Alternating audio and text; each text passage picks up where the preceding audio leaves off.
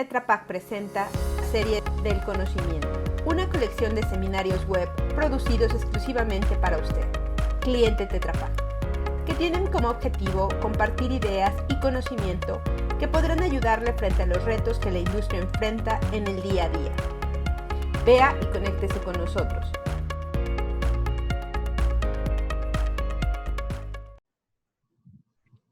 Buenos días a todos, bienvenidos a otro capítulo más de nuestra serie del conocimiento. El día de hoy vamos a hablar un poco acerca de la optimización del consumo de vapor en procesos de pasteurización y UHT. Me acompaña el día de hoy el ingeniero Félix García de la compañía Spira-Sarco. Gracias, Fabio, siempre un gusto acompañarlo de la mano con Tetra Pak para llegar siempre a nuestros clientes. Mi nombre, como ya dijiste, es Félix García, pertenezco a Spira-Sarco, soy gerente de operaciones de la región Caribe y aparte de ello soy jefe de servicios para toda la región de Latam. Me acompañan 17 años de experiencia en manejo de energía. Gracias, Félix. Y también les acompaña un servidor, Fabio Castro, ingeniero de ventas técnico especialista de Tetra Pak Centroamérica y Caribe. Me encuentro basado en este momento en Panamá. Cuento con 8 años de experiencia en componentes de planta y en área de procesos en todos nuestros clientes alrededor pues, de Centroamérica y el Caribe, ¿no? Entonces, espero que en esta charla podemos unir un poco de nuestra experiencia para brindarles algo de conocimiento que estamos seguros les va a ser muy interesante. La agenda va a ser bastante sencilla en términos de extensión del texto. Vamos a hablar de la distribución del vapor en las plantas. Vamos a hablar de la interacción del vapor con los equipos de Tetra Pak, las estaciones de reducción encargadas pues, de hacer la reducción de vapor, el manejo del condensado, y vamos a hacer un análisis de un caso de ahorro con un equipo para la recuperación de condensados. Vamos a hablar ahora de los conceptos básicos del vapor. Aquello que necesitamos entender de manera muy simple respecto al manejo de este servicio en la industria. Primero, una definición básica que creo que todos conocemos, pero no está de más. ¿Qué es el vapor? Pues bueno, es el gas formado cuando éste pasa del estado líquido al estado gaseoso, cuando es calentado a su temperatura de ebullición, que normalmente es de 100 grados centígrados a una atmósfera de presión. A nivel molecular, lo que ocurre es que las moléculas de H2O se logran separar o liberar de las uniones de hidrógeno que son las que lo mantienen junto en estado líquido. Y como un dato general, se requieren aproximadamente 600 calorías para evaporar 1 kilogramo de agua.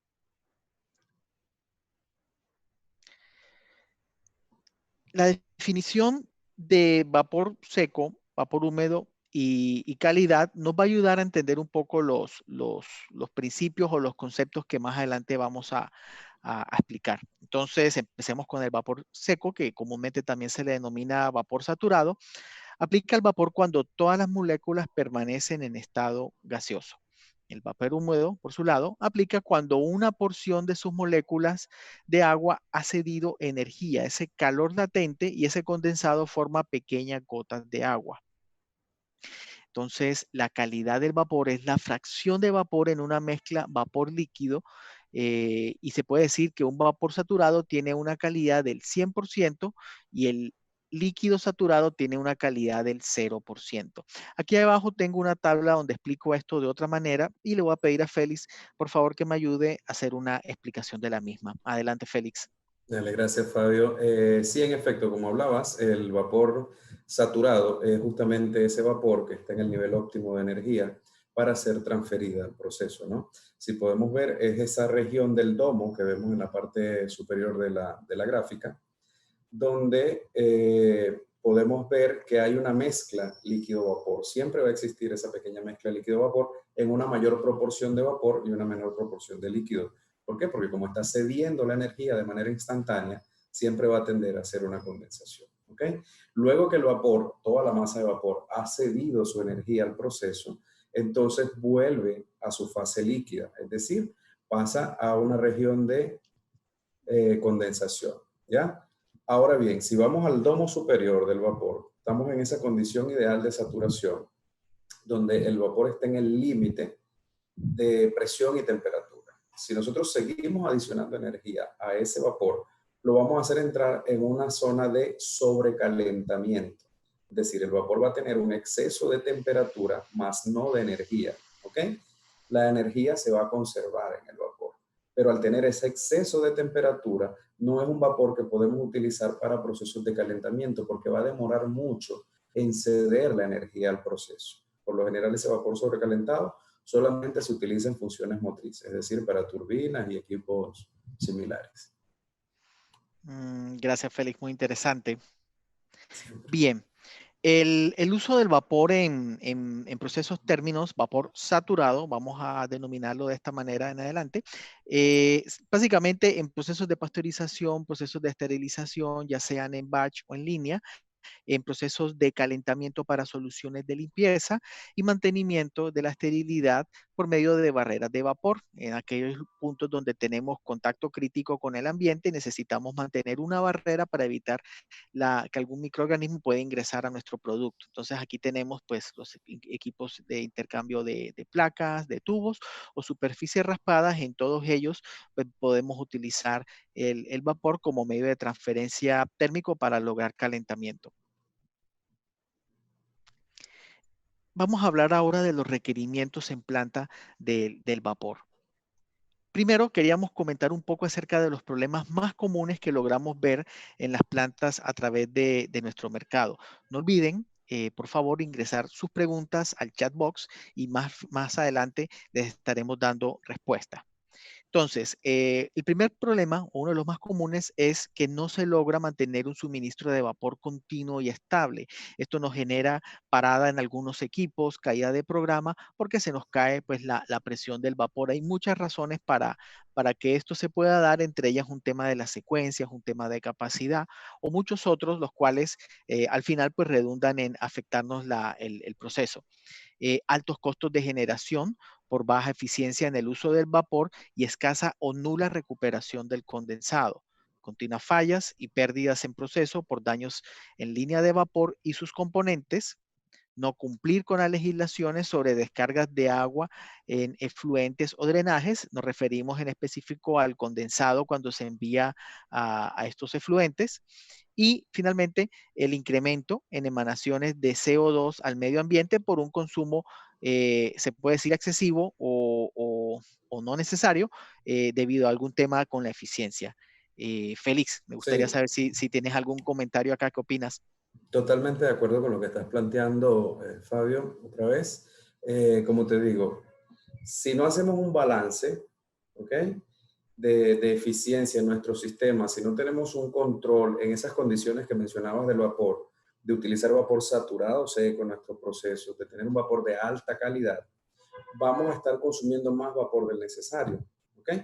Porque, como hablaba en un principio, ese vapor húmedo o con exceso de condensado, el condensado para existir a esa presión y temperatura en la que está en la línea con el vapor, tiene que absorber energía. ¿Y de dónde la va a absorber? De nuestro vapor de proceso. Entonces vamos a estar aportando menos energía al proceso, por lo cual vamos a demandar más vapor de la caldera. Y eso nos va a incrementar un consumo, más agua, más químico, más combustible. Un Obviamente, al ciclo, que... un ciclo Sí, vicioso, ¿no? exacto, se va arrastrando, se va acumulando uno con el otro. Y entonces justamente ese exceso de consumo de combustible nos impacta en más gastos, vamos a tener más emanaciones de CO2 a la atmósfera, es decir, vamos a ser más contaminantes y como quiera que sea, vamos a estar siempre fuera de nuestros KPI o de las regulaciones locales. Claro, sí. Sí, esos son los problemas que tenemos que atacar. Bien, Ciertamente. bien. Entonces, bueno, aquí hay un diagrama de flujo de un proceso de pasteurización muy estándar, muy similar en equipos Tetra Pak y equipos incluso no Tetra Pak. En todos básicamente vamos a encontrar lo que es el tren de reducción de vapor, vamos a encontrar el trampeo para, en algunos casos, donde aplica el homogenizador aséptico, y vamos a encontrar también la zona donde vamos a convertir este vapor en condensado, pues que entrega la energía del circuito de agua caliente del pasteurizador y cómo lo vamos a regular y luego a purgar. ¿verdad? Entonces son componentes que vamos a encontrar en equipos en general de procesamientos térmicos. Y en equipos de ultrapasteurización o UHT, pues también vamos a encontrar lo anterior, pero adicional, pudiera haber una diferencia con lo que respecta a la purga del condensado y a la trampa bomba o algún sistema para extraer de manera más eficiente los mayores volúmenes de vapor involucrados en este tipo de procesos. Entonces, vamos a mencionar brevemente a continuación cada uno de estos conjuntos de equipos para darles una mejor idea de qué son y cómo los podemos mejorar. Sí, si me permite, Sí, Fabio, claro. antes de pasar a ese slide siguiente, justamente aquí en estos procesos que hablas de ultrapasteurización, como se generan grandes volúmenes de condensado, es una oportunidad tremenda para nuestros clientes de aprovechar ese condensado, no solamente en la recuperación, sino en el manejo energético que podemos tener del mismo. Pero entiendo que de eso vamos a tener un caso de éxito que tienen ustedes más Sí, adelante. claro. Excelente. Bueno, en cuanto a las mejoras en la distribución del vapor a través de las plantas, las recomendaciones nuestras primero serían considerar que una pérdida la pérdida de radiación del vapor durante su viaje a través de esa tubería causa que ese calor latente se ceda y el vapor, pues como mencionamos anteriormente, se convierta en agua. Este vapor húmedo mantiene una eficiencia reducida en el calentamiento y por lo tanto nos va a generar un mayor consumo en el momento en que él vaya a hacer la transferencia. Entonces es bien necesario estar eliminando continuamente este vapor en todos los puntos donde se está generando. Entonces podemos decir que una correcta selección y dimensionamiento de los puntos de recolección de condensado nos ayuda a mejorar la eficiencia del vapor. En este caso, aquí recomendamos las líneas directas, cuando pues están a gran distancia las calderas de las áreas de consumo, de cada 30 a 50 metros instalar una trampa de vapor y también recomendamos el uso de secadores en las líneas, principalmente a la entrada de equipos, pero pues también dependiendo de las distancias, este dispositivo que básicamente es una trampa en la cual el vapor húmedo entra y por gravedad y por una geometría que él mantiene adentro, va a ir eliminando, va a ir recolectando esta agua y la va a purgar adecuadamente. A la salida pues vamos a tener un vapor seco que va a viajar a mejor velocidad y nos va a transferir mejor energía térmica. Aquí tenemos también un componente, un conjunto de componentes muy interesante, que es el tren de reducción o el tren de vapor como comúnmente le conocemos. Tiene muchas aplicaciones y muchos beneficios. Los principales son pues atenuar las variaciones de presión en la línea a la entrada, la eliminación de condensados y sedimentos que pudieran estar llegando con el vapor, la reducción de la presión para alimentar la válvula reguladora, liberar sobrepresiones, aumentar la duración y confiabilidad de los componentes. Perdón, aquí está. Y bueno, Félix, me gustaría aquí que ampliáramos un poquito sobre los diferentes componentes de este sistema que estamos viendo en pantalla. Sí, este por lo general es un tren doble, ¿no? Para hacer una reducción de presión escalonada, que es algo con lo que ustedes también están familiarizados. Sí. Pero básicamente los componentes ideales, estamos hablando de la válvula reguladora de presión como tal. Aguas arriba de ella deberíamos tener un filtro para evitar elementos incrustantes en la válvula. Y antes del filtro, una unidad de separación, que ya mencionabas tú anteriormente, junto con los puntos de drenaje en las líneas principales. Si bien es cierto, nosotros venimos drenando cada 30, 50 metros, deberíamos tener un pozo colector con una trampa asociada para mantener seco ese vapor. El vapor, tú también lo mencionaste, constantemente está transfiriendo energía al sistema, a la tubería. Si la tubería está descubierta, sin chaqueta, va a transferir energía al medio ambiente y va a estar condensando. Entonces, ese condensado no solo va a afectar la calidad del vapor, como ya lo habíamos dicho también anteriormente, sino que va a generar golpes de ariete en la línea, afectando los componentes, va a generar una mayor erosión de las válvulas, porque como sabe, los orificios de la válvula son reducidos en comparación con el diámetro de la línea, por lo cual se acelera, y si tenemos agua pasando por allí, vamos a hacer una erosión gravísima a los internos de la válvula. Y aparte también, por diferencia de densidades, las válvulas pueden tener mal funcionamiento. Ya hemos tenido casos muy repetitivos donde se acusa de un problema a la estación reguladora o al elemento final de control antes de llegar al intercambiador, y resulta que es que no están los elementos previos. Al no estar los elementos previos, se va a afectar toda la cadena hacia abajo. Claro. Sí, en este caso lo que entiendo es que puede estar llegando una presión, no sé, a unos 12 bares, entonces aquí se hace una reducción. Luego aquí podemos tener ya, aquí alcanzamos a ver el manómetro que bajó un poco. Y luego en esta otra reductora lo bajamos otro poquito, como para no hacer el bajón de presión en una sola, sino que se hace secuenciado. Adicional se le colocó una trampa de condensado. Yo entiendo que cuando se hace esa reducción automáticamente se genera una aparición importante de condensado, ¿verdad? Exactamente, exactamente. Cada vez que reduces presión y tienes ese cambio, el vapor genera una cantidad de energía, pero otra se condensa, es decir, se absorbe del mismo sistema. Por eso son muy importantes los puntos de drenaje. Y también muy importante la válvula de seguridad que está aguas abajo, porque cuando hay picos de consumo, consumo muy variable aguas abajo, o llegar a ocurrir una falla en la reguladora, no queremos que ese exceso de presión termine afectando el equipo de intercambio, el pasteurizador o lo que sea que tengamos aguas abajo. Sí, claro, esta válvula siempre tiene que estar presente en las líneas de vapor y pues bueno, nos puede ayudar en caso de alguna falla de otros componentes para minimizar alguna falla que pudiera darse en la línea. Sí, señor. Excelente. Bien, aquí vamos a hablar en este slide únicamente de la válvula reguladora de vapor.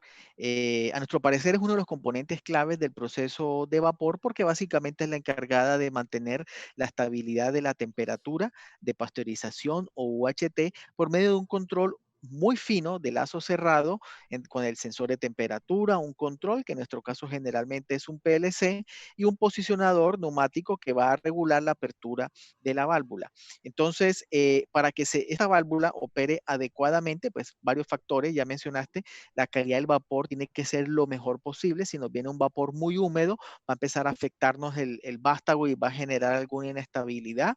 Si hay alguna variación de presión también muy intermitente a la entrada, pues ella tampoco va a tener tiempo de responder y eso lo que puede pasar es que va a sacar de programa el equipo de proceso y va a generar alguna merma, alguna pérdida de producto y obviamente pues también de tiempo de producción, ¿no? Entonces, clave para este equipo, una buena selección, un buen mantenimiento, un buen dimensionamiento y pues también un buen montaje con todo el set de componentes que lleva aguas arriba. ¿Algún Sí, comentario adicional, Félix? sí, sin duda. Este es básicamente el corazón del proceso, ¿no? Porque esta válvula per se, lejano a lo que algunos piensan, ella no controla presión. Ella lo que controla es el flujo, la masa de vapor que estamos enviando al equipo. El control de presión lo hacemos en la estación que vimos anteriormente, en la regulación de presión. Y ahí acondicionamos, deberíamos acondicionar el vapor tanto en calidad como en presión adecuada, porque esta válvula, otra vez, si bien es cierto, a través de toda válvula hay una ligera caída de presión, pero ella está hecha es para controlar el flujo, la cantidad de vapor que necesitamos para nuestro proceso. Si nos llega un vapor de mala calidad con condensado, vamos a tener una falla en el proceso porque ella está enviando un flujo, ella no está identificando si es condensado, si es vapor saturado seco o es húmedo. Ella va a enviar una masa, que es la que corresponde en el control para ella equiparar una temperatura. Resulta que si va húmedo no lo va a hacer, entonces va a tener una mayor demanda, vamos a tener la válvula actuando más tiempo, va a tener un mayor desgaste. ¿Okay? Entonces es importante esto, mantener la calidad del vapor antes de, para Claro, que ella pueda hacer.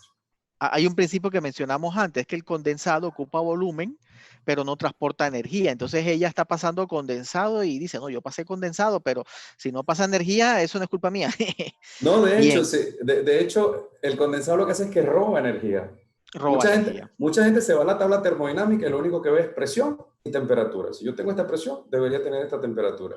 Pero lo que te aporta energía al proceso, otra vez, es el vapor, no el condensado. Cuando tú ruedas un poquito más adelante en las tablas termodinámicas, que empiezas a ver ya la entalpía y la entropía, te vas a dar cuenta que a medida que va bajando la presión, se va incrementando la cantidad de energía que tiene el vapor. Y a medida que va subiendo la presión, va bajando la energía del vapor. ¿Por qué? Porque como coexisten vapor y condensado, cuanto mayor presión hay, el condensado necesita más energía para seguir existiendo como condensado en el sistema. ¿Y de dónde la va a sacar? Y comentaste algo muy importante, cuando no coinciden el valor de tablas con el valor real. ¿Qué pasa? ¿Por qué aquí a esta temperatura me debe corresponder esta presión, pero aquí en la realidad no? Tenemos condensado, o adivina que también tenemos un montón de aire. Entonces, Aire, eso es mortal. sí, sí, sí. De hecho, Estadísticamente hablando, te hace la misma barrera de transferencia térmica 1 milímetro de aire que una pared de 25 centímetros de cobre. O Wow, sea, el wow. aire también es un elemento a considerar en estos equipos de intercambio. Claro, sí, tengamos ese aspecto en cuenta y eventualmente pues hagan sus preguntas, con mucho gusto las vamos a aclarar y eventualmente pues también podemos hacer contacto directo y ampliar un poquito la información sobre estos temas que acabamos de comentar. Sin duda. Bien, ahora vamos a hablar casi de la etapa final del vapor y es cuando este se convierte en condensado, una vez que él entrega la energía en el intercambiador de calor, que pues mantiene el circuito cerrado de generalmente agua caliente. Entonces, este condensado tiene que ser retirado a la misma tasa que es generado para evitar que se quede allí depositado, ocupando un volumen dentro de ese intercambiador y restándole superficie de transferencia al vapor. Entonces, cuando se queda allí, generalmente lo que sucede es que aumenta la presión, aumenta el consumo, se va dañando más rápido el intercambiador, se puede caer el programa más rápido y no es para nada bueno. Entonces, un buen trampeo, en este caso colocamos como ejemplo una trampa bomba, nos asegura una extracción eficiente y adecuada de este condensado que además debemos recuperar para poder revalorizar o monetizar esa energía latente que él mantiene, ¿no? Entonces, pues bueno, una extracción, como ya dijimos, inadecuada, pues nos va a generar unos problemas y aparte, pues también nos va a encarecer el costo del vapor, ¿no? Existen muchos métodos para hacer un trampeo, todo depende de las tasas y las presiones a las que se están generando o a las cuales debemos enviar a la caldera, pero sí, siempre tenemos que asegurar esa extracción eficiente y efectiva de esa agua caliente de nuestro proceso térmico. Félix, ¿aquí algún comentario adicional? No, sin duda que sí. Cada sistema requiere una evaluación distinta, ¿no? Por eso es que constantemente hay que estar haciendo evaluaciones de los procesos. Lo otro que tú dijiste, por efecto de volúmenes, el condensado ocupa un volumen y el vapor ocupa otro. Y el área del intercambiador, pasteurizador o como lo quieran llamar en este momento, siempre va a ser fija, va a ser la misma. Si nosotros ocupamos una parte de esa área con agua, que tiene una energía menor que la del vapor, el área de transferencia efectiva va a ser menor, por lo tanto el proceso se va a demorar, vamos a requerir más vapor del necesario. Otra vez, es una cadena de problemas que nos van a ir afectando por un elemento del sistema. Comúnmente, una trampa de condensados es suficiente para extraer el condensado de cualquier equipo. Pero ¿qué pasa? Estamos hablando de equipos que trabajan con controles de temperatura. Al haber controles de temperatura, en algún momento nosotros cortamos el suministro de vapor hacia el equipo. Y ahí tenemos entonces un diferencial de presión que puede afectar el funcionamiento de la trampa, ¿no? Ya ahí habría que evaluar la utilización de otros equipos, como tú dijiste, trampas bombas o bombas, dependiendo otra vez de las capacidades del proceso. Claro que sí, totalmente. Bien, y ahora, como hayas mencionado anteriormente, Félix, un ejemplo de un equipo, de un pasteurizador drink muy conocido en nuestro mercado, pasteurizado en una planta de jugos ubicada en Centroamérica. Acá tenemos un caso interesante, un equipo que está sometido pues, a un régimen severo de 7 días, 24 horas y una producción de 12,000 litros de jugo. Entonces, este equipo nominal anda por los 800 kilogramos hora con unas horas de producción de 6,000 al año, para un consumo total de 4,800 toneladas métricas de vapor. Entonces, este mismo vapor se va a convertir pues, en condensado, ¿no? Y el costo de este condensado ronda los $7 por tonelada métrica, lo cual, si lo ahorramos, si lo recuperamos, nos puede entregar un ahorro de $33,600 al año. Entonces, adicional le sumamos lo que es el CIP, que bueno, se lava por una hora, 45 minutos al día o cada 2 días, dependiendo del tipo de proceso. Y los arranques pudiéramos estar en los $37,000 y un poco más durante un año. Solamente este ahorro justifica una inversión que muy seguramente se va a pagar en un plazo menor a un año, tal vez un poquito más, pero que al final va a ser redituable en el mediano y largo plazo. Félix, ¿algún comentario aquí? Sí, sí, de hecho sí, este tipo de casos son muy comunes, ¿no? Donde otra vez la gente lo ve como agua. No, es condensado, ese es agua, tíralo para allá. Pero es que tú estás botando primero agua, que es un recurso muy valioso hoy en día. pero además de eso es un agua tratada, estás botando químicos de caldera que aquí tienes que comprar, los químicos necesarios para suavizar el agua antes de meterla a la caldera. Ya al ser condensado, el condensado contiene todos esos químicos, es agua tratada. ¿Ok? Y luego lo otro, tiene una energía. El calor latente se quedó en el proceso, pero el condensado todavía está guardando ese calor sensible, ¿no? Lo tiene allí. Es un calor que podemos aprovechar. ¿Dónde lo aprovechamos? En nuestra sala de caldera. ¿Por qué? Porque al llegar caliente, hacer la reposición con el agua de make-up, necesitamos menos agua fría. Primero, menos agua fría para reponer. Y segundo, menos vapor vivo para calentar la masa de agua antes de meterla en la caldera porque ya viene caliente. Ese costo de $7 va a variar en función del tipo de combustible que estés utilizando, los costos locales que tengas de agua y los costos de químicos que tengas. Pero se mantiene por ahí entre $7, 5, 11, 12, dependiendo de la localidad. Pero definitivamente el monto o la cantidad de agua que tú recuperas, otra vez de condensado, te justifica el proyecto de inversión en el La retorno. inversión. Y por lo general los repagos, como tú bien dices, son menores a 2 años. Son proyectos muy viables y de alto beneficio para la planta. Sí, estamos seguros que sí. Y bueno, si alguien tiene alguna duda, quiere analizar en su planta la posibilidad de instalar un equipo de estos y hacer el análisis del payback, con mucho gusto les podemos asesorar. Bien, llegó la hora de las preguntas y las respuestas. En este momento, bueno, yo espero que ya tengamos algunas allí en el chat box. Espero que nos hayan enviado bastantes preguntas. Aquí estamos para responder. En caso de que no nos alcance el tiempo, con mucho gusto igual nos acercaremos individualmente y estaremos dando oportuna respuesta. Bueno, por aquí tenemos la primera pregunta. Tengo mi intercambiador con trampa de flotador, pero comúnmente genera roturas por golpe de ariete y demora en calentar. ¿Puede ser la trampa dañada? A ver, Bueno, Félix, ¿qué mira, opinas? lo primero que hay que hacer es una evaluación de ese sistema. Definitivamente está teniendo un problema de mezcla vapor condensado. ¿Dónde está ocurriendo? Es lo que hay que evaluar. Puede estar ocurriendo aguas arriba, porque venimos hablando hace rato de la calidad del vapor, ¿no? Y si ese vapor no está siendo optimizado, no se está llevando a la calidad oportuna, puede estar viniendo el condensado junto con el vapor adentro del equipo, ¿ok? Lo otro que pudiera estar ocurriendo no es propiamente que la trampa esté dañada. Casi siempre, cuando son procesos continuos, la trampa si falla, falla abierta. Muy pocas ocasiones va a fallar cerrada, a menos que sea un bloqueo por vapor, que es otro tema. Pero lo que pudiera estar ocurriendo allí es que justamente, como es un proceso de intercambio, tenemos un control de temperatura, ¿ok? Entonces puede estar pasando que en algún punto el control lleve la válvula a 0%, con lo que no va a haber una presión diferencial suficiente para que la trampa sola evacúe el condensado hacia la línea, porque la trampa trabaja por diferencial de presión, ¿ok?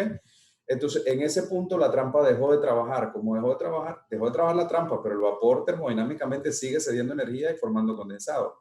Cuando baja la temperatura en el equipo, que abrimos el control y metemos vapor al equipo nuevamente, entonces encuentra esa masa de condensado ahí dentro, inmediatamente golpe de ariete, que puede ser lo que le está escuchando. Obviamente, si el golpe de ariete es muy duro o es muy repetitivo, por fatiga el equipo va a colapsar, se va a romper, va a tener una rotura. Luego lo otro, a veces pasa también de que justamente por ese mismo sistema de desalojo solo con la trampa y sin tener los diferenciales adecuados, cuando hacen las paradas de final de jornada, se queda una cantidad de condensado dentro del equipo. Y eso aumenta la corrosión dentro del equipo.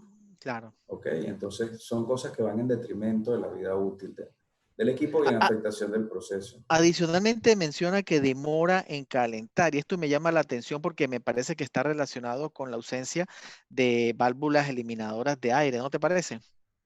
También está amarrado al mismo proceso de arranque, que el aire en la línea se va a quedar y se va a acumular hacia los extremos, o hacia el final de línea o hacia los laberintos del intercambiador. Y sí, el aire es una barrera de transferencia térmica terrible, ¿no?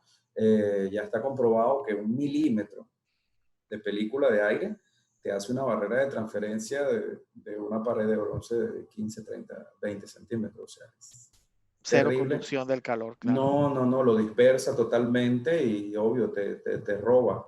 Aparte de que si nos vamos a aquellos tiempos universitarios, la ley de presiones parciales, la presión total dentro de un sistema, es la mezcla de los componentes que hay en ella. Entonces el aire va a ocupar una fracción de eso y la presión que vamos a tener dentro del equipo no va a ser la idónea, ¿no? Claro, no, Entonces, no va por a ahí, dejar. sí, afecta el área. Pero otra vez, pasa por una revisión de ese sistema para ver dónde es que está la falla y cómo atacarla. ¿Tiene solución? Sí, definitivamente sí. Sí, sí, hay que revisar ese punto en sitio. Bien, acá tengo otra pregunta ya. ¿Cuál es el tamaño adecuado de los puntos de drenaje de línea y qué trampa es mejor para esa aplicación? ¿Cuál es el Sí. tamaño adecuado de los puntos de drenaje de línea y qué trampa es mejor para esa aplicación? ¿Qué piensas? Bueno, no, hay una norma para ello, una regla de ingeniería, no es una norma como tal. Pero tenemos en la línea vapor en la parte superior, condensado desplazándose en la parte inferior de la línea, por peso específico. Entonces, la recomendación es que hasta 10 pulgadas de diámetro de tubería, la línea principal, la bota colectora o la sección de tubería que se va a colocar debajo para el drenaje del condensado debe tener el mismo diámetro. Ok. Es decir, todo el condensado que venga viajando en la parte inferior, vamos a garantizar que va a caer en la bota. Porque a veces vemos líneas de 8 o 10 pulgadas y entonces le pegan una tubería de 1 pulgada Una ahí en el pequeñita, fondo. sí, claro. Entonces el Entonces, botón va a pasar de lado y no no va a caer ahí. exacto, va a caer en esa sección y el resto va a pasar por los lados. Entonces debemos hasta 10 pulgadas garantizar por lo menos el mismo diámetro de la línea y más o menos 1,5 o 2 diámetros de profundidad para darle un espacio como de almacenaje del condensado hacia la bota. Ya de 12 pulgadas en adelante, el diámetro comercial inferior. Ok, Es o sea decir, que si estamos en 12, nos vamos a una de 11. no, 10. De A 10, 12, porque no. 10. De 12, 10, 14, 12, así sucesivamente. Va en Siempre, pares. sí, el diámetro comercial inferior es el que vamos a utilizar. Pero siempre respetando el 1,5 o 2 diámetros de profundidad para garantizar que todo el Acumular. condensado vaya a caer ahí. Sí. Lo otro era la trampa, ¿no? ¿Qué tipo de trampa era que decía la pregunta? Sí, ¿qué tipo de trampa es la más adecuada? Eso es como más difícil porque varía muchísimo cuál va a ser la más adecuada. Y sí, hay muchos tipos de trampas, ¿no? Y por culturas, países, se aplican algunos modelos. Nosotros, como Spirax Sarco, recomendamos utilizar la trampa termodinámica. ¿Por qué? Por muchas razones. Primero, es una trampa súper compacta, tiene un solo elemento móvil, es decir, a la hora que se dañe la trampa va a ser mucho más económico su reemplazo o su reparación, ¿ya? Y luego lo otro, es una trampa que trabaja por ciclos continuos, trabaja por ciclos de descarga batch. Fácilmente te puede reproducir entre 6 y 10 ciclos por minuto. Es decir, que el condensado que vaya llegando, inmediatamente lo vamos a despachar del sistema. Hay plantas que por cuestiones de diseño utilizan trampas de flotador, otras prefieren utilizar termostática, pero nosotros ampliamente recomendamos la termodinámica. Ok, excelente. Bueno, mira, acá tengo otra pregunta más. ¿Cómo podemos medir el ahorro que de estas mejoras que ustedes proponen? ¿Cómo podemos medir este ahorro? Bueno, yo diría que allí básicamente invertir en instrumentación. Ahí toca medir el combustible que estás utilizando antes y después, medir el vapor que estás consumiendo, si ahí debería aparecer la reducción y si es posible, medir el condensado que se está retornando y estimar cuál es el valor energético de lo que se está enviando nuevamente al área de calderas, ¿no? Ahí tú vas a saber exactamente qué es lo que se está recuperando. Hay algunos software, Tetra está pronto de tener uno que va a permitir hacer una cuantificación de costos de energía y poder compilar toda esta cantidad de datos para generar algún trend que te permita pues evaluar y saber dónde estás parado, ¿no? Que realmente es el gran gap que tienen la mayoría de las plantas ahora con todas estas lecturas de instrumentaciones que tenemos pues por todo lado, ¿no? Listo, tenemos mucho dato, pero a veces, ¿qué hacemos con esos datos, no? Entonces, sí, gestionarlos adecuadamente. Yo creo que por ahí, ¿no? ¿Qué piensas tú? No, totalmente de acuerdo porque la única forma de cuantificar las cosas es medirlas, ¿ya? Y si tú mides tu producción sea lácteos, sea jugos, sea bebidas, sea harinas, tú estás midiendo eso constantemente, cuántos kilos estás produciendo, cuántos litros estás produciendo, cuántos hectolitros estás sacando al mercado, eso lo estás midiendo constantemente. Lo que te falta por medir es lo que estás invirtiendo para producir. Porque, ok, sí está bien, muchos aplican el justificativo que no, bueno, pues es que servicio es servicio, el vapor no es mi negocio, pero el vapor tiene que ver con tu negocio. Tú estás pagando por eso. Tú pagas Claro. combustible, tú pagas agua, tú pagas químicos de agua, tú pagas un personal para que te atienda servicios. Entonces, tú tienes que tener cómo medir esto. Totalmente de acuerdo contigo, no solo es medir en sala de calderas que si combustible, agua de reposición, químico y salida de la caldera. Es que en cada uno de tus procesos tú debes tener una medición de cuánto está entrando y cuánto está retornando. Eso te va a dar el balance de eficiencia de la planta. ¿Okay? Inclusive hay hasta servicios de mediciones puntuales y periódicas. Claro, no te va a dar un registro constante, que es otra vez lo ideal, pero lo puedes hacer por escalas y tomas mediciones antes de y después de. Es decir, mientras te hacen tu evaluación, vas tomando tus mediciones y después que implementas todas tus soluciones, das un tiempo operativo y vuelves a medir. Contrastas uno con el otro y por ahí te haces una idea de lo que estás recuperando, de cómo te está incrementando la eficiencia. Sí, exactamente, porque lo que son los indicadores de las plantas de consumo, esos sí son parámetros que debemos esforzar en tener y bueno, tal vez es un parámetro que no tenemos, ¿no? El costo vapor consumido versus litros producidos, ¿no? Creo que Y de allí sale, ¿no? sí, justamente allí. Y otra vez, todo es medición. Cada Todo vez es que tú vas a medición. apuntar a una certificación, ¿qué es lo primero que te piden? Registros auditables. Lo primero que te piden cuando tú apuntas a una certificación son registros auditables. ¿Cómo vas a tener registros de esto? Tienes que hacer medición. Tiene que hacer medición. Estoy totalmente de acuerdo contigo. Pasa por allí. Exactamente. Bien, acá tengo otra más. ¿Cómo puedo mejorar mi instalación actual y llevarla a las mejoras que ustedes proponen? Esta es una muy buena pregunta porque la respuesta no es corta ni sencilla. En primera instancia yo diría que hay que evaluar esa instalación que tú tienes. Hay que ir a hacer una visita a sitio, hay que hacer un levantamiento de las líneas, de diámetros, de componentes, de equipos de consumo, de cómo está el retorno, valorar y empezar bajo un proceso, como un proceso de mejora continua. Vamos a mejorar acá, vamos a mejorar allá, determinar la información que nos puede hacer falta, cuánto está consumiendo realmente este equipo. Estamos claros, ¿no? Que, por ejemplo, Félix, un diámetro tiene que estar asociado a una velocidad de vapor, ¿no? Si está demasiado grande o pequeña, vamos a tener tema, entonces eso hay que evaluarlo. Ver cómo estamos el tema de la calidad del vapor. Ya sabemos que eso es uno de los parámetros que tenemos que mantener en el mayor porcentaje posible en todo momento. Yo diría que por ahí empezamos y no estaría de más también un análisis de PTS, el Production Time Schedule, bajo el cual analizaríamos cómo están las secuencias de arranque de los equipos versus la oferta de vapor de la o las calderas que pudiéramos tener. Asimismo, nos va a servir también para los demás servicios industriales, el aire, el agua fría, el agua de torre, etcétera. De esa manera creo que podemos optimizar muy bien cómo estamos manejando los arranques en una planta y cómo vamos a cumplir los objetivos de producción. Yo diría que por ahí empezamos, ¿no? Pero realmente es un trabajo largo y probablemente va a haber unas inversiones interesantes, pero asimismo, y si se hace bien, probablemente existan unas grandes oportunidades de mejora para los clientes.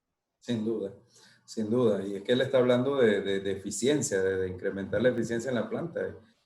Otra vez, o sea, tú no puedes saber que mejoraste algo si no sabes cómo estaba antes. Exactamente. Y todo parte de esas evaluaciones. Eso que tú mencionas de la evaluación de las secuencias de arranques con relación a la producción de calderas es importantísimo porque otra vez, a veces decimos, bueno, tenemos unas calderas que nos producen tantas toneladas hora, nuestro consumo está en un promedio de un 80% de eso. Ajá, y el factor de simultaneidad.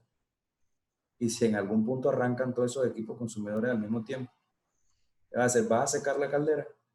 Se caen, o las calderas. se te empiezan a caer los programas de los diferentes equipos y tienes un caos. En el mejor de los casos se caen los programas de los equipos. Sí. hablando de factores de seguridad, hay calderas que justamente por esos picos de consumo no tienen tiempo de respuesta en la reposición de nivel de agua de calderas y es feo una caldera implosionando. Justamente, Implosionan. sí, sí, porque los tubos quedan expuestos y ya una vez al estar expuestos, lo que los mantiene a ellos seguros es justamente el nivel del agua. Ellos están trabajando a altas temperaturas debajo del agua. Una vez que quedan expuestos, se producen unas burbujas de vapor y pueden implosionar de una manera terrible. Ya. Entonces, otra vez, si estamos hablando de eficiencia, vamos a partir de un trabajo serio. Ujú. Vamos a hacer un estudio. Y ya con eso te podemos decir con fe de causa. Se cubren ellos y nos cubrimos nosotros, porque yo tampoco puedo recomendar nada ciega, decirle, dale que esa es tu solución. Cada planta y cada proceso son distintos. Claro. Bien, mira, aquí tengo otra pregunta. La Ujú. veo muy puntual, pero bueno, tratemos de responderla. ¿Qué pasa si tengo un proceso que tiene una demanda de vapor muy alta de 1200 kilogramos hora? Me están dando un número, 1200 kilogramos, y luego, debido al mismo proceso, debo reducir y mantener un control fino de entre 100 y 200 kilogramos. Eh, ¿Cómo sería eso? O sea, está difícil, ¿no? Una válvula reguladora que me entregue 1200 y que de repente tenga que bajar a 100 o 200 kilogramos hora. No, no, tú ahí tienes un problema estructural bastante serio. Tienes un problema estructural bastante serio de dimensionamiento y de especificación de equipo. Pero tal vez es el proceso, de repente es el tipo de proceso que se esté manejando allí, tal vez no sea un proceso en línea, tal vez sea un proceso en batch y pudiera haber, hay que seguir curvas de calentamiento muy específicas, entonces que te piden una demanda muy alta, pero luego cuando te estás acercando al set point, entonces baja el flujo para un ajuste fino. Sí, no, pero es que otra vez, ahí estás teniendo un problema estructural, ahí o no estás drenando bien el equipo, o estás acumulando aire en el sistema, o alguno de los componentes no está correctamente dimensionado, porque otra vez, hay variaciones. Bueno, ustedes mismos manejan muchos controles en sus procesos Sí. y en alguna de las corridas de proceso definimos parámetros y cargamos márgenes de arranque y de régimen de trabajo, pero es una diferencia muy grande. Sí, no, este proceso está interesante. Me gustaría contactar posteriormente al dueño de este proceso para verificar qué es lo que sucede y por qué lo mantiene así. Bien, ya se nos está acabando el tiempo, nos queda para la última pregunta. Dice, ¿qué puede estar pasando con mi equipo que está al final de la línea de vapor con 4 equipos iguales, pero me da problema para arrancar y lograr las temperaturas? Yo creo que ya esto lo vimos ahorita hace unos minutos, ¿no? Yo estoy casi Bien, seguro que tú sabes la respuesta de eso. sí, sí, sí. Sí, verá. Pero bueno, muy interesante que nos pregunten y para eso estamos, para aclarar estas dudas. ¿Qué puede estar pasando? No, Bueno, básicamente, a ver, te oigo porque estoy seguro ajá. que vamos a coincidir.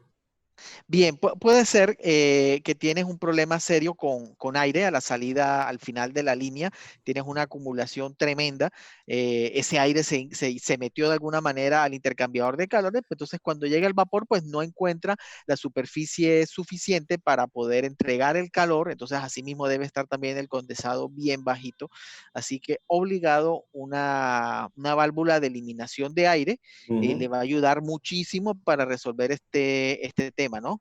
Pero Sí. ¿qué más podría haber? Tal vez algo de suciedad o mugre, porque generalmente finales de línea es donde se acumula el óxido, las cobras. Recordemos que mayormente estas tuberías son de hierro negro y el Bueno, mismo tiende a pero oxidar, ¿no? por ahí, si fuera acumulación de productos, estuvieran fallando también los elementos, ¿no? Las válvulas tuvieran incrustaciones, tuviera algo de obstrucción también en la línea dentro del equipo. No estaría de más revisarlo.